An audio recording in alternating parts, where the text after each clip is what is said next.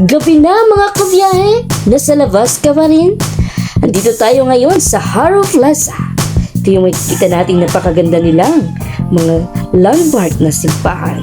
Dahil gabi na, nag-book tayo ng Fake and Drop ng Iloilo City, kagaya ito ng angkas ng Metro Manila o Joyride or Move It.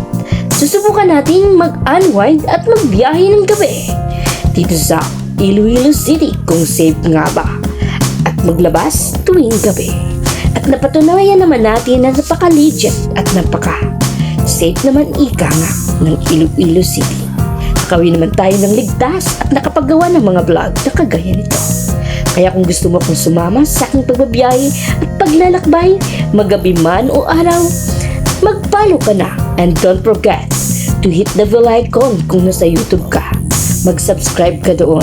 Ang masasabi ko lamang, mag-ingat at makitungo ka lamang sa dapat mong pakitunguhan at makiayon ka sa nararapat mong makiayunan. Yun lamang masasabi ko, basta andito tayo ngayon sa City of Love.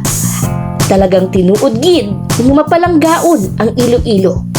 Iloilo City of Love, yay ka. Ikaw, anong makomento mo kung nakaabot ka diri sa Iloilo City? Salamat gali kay sir sa paghatod niya safe at ligtas. Kung gusto mo ko makasama sa aking biyahe, mag-follow ka na